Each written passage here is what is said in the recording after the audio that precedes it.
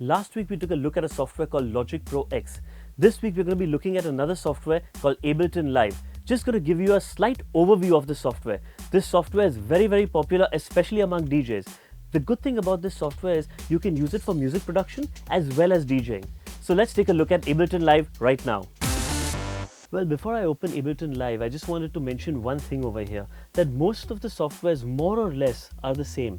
So you don't have to worry that I'm going to be showing you something on Logic Pro X or on Ableton Live and you won't be able to work on Fruity Loops or Reason or whichever other software you're using. Each software has its own features and they're distinct in its own way, but broadly the outlook and the feel and flow of every software pretty much remains the same. Well, now that I said that, let's open up Ableton Live.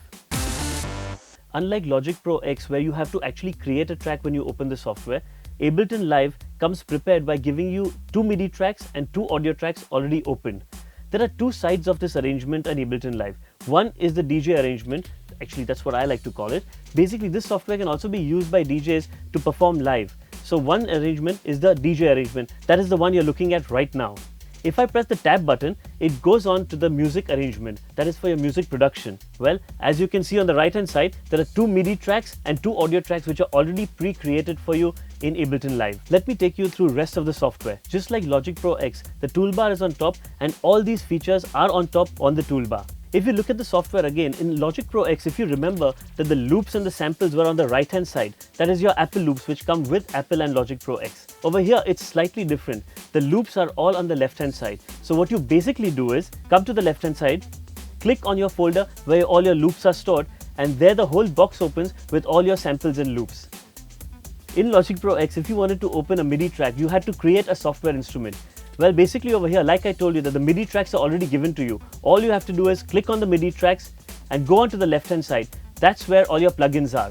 Now when you click on the plugins view, what you will see is there are audio units and VSTIs. So whichever audio units and VSTIs you have bought, installed over here, they all open over here. All you have to do is click on them and they open right down over there. Like in Logic Pro X, you had your inspector on the left hand side, and on the inspector I showed you the volume control and the audio effects control. Well, over here it's the same thing. All the audio effects are on the left hand side. All you have to do is just select the audio effect which you want, select the track which you want it on, double click, and there you go. It opens up right there. As easy as that. Well, I hope you enjoyed this overall tour of Logic Pro X and Ableton Live. I want to mention one thing over here, something very important. Logic Pro is an Apple software. It's made and developed by Apple and it only works on a Mac. So if you have a Windows PC, don't fret at all. Just get yourself Ableton Live and we can start music production on that. That's right, this episode was just to give you an overall on the softwares.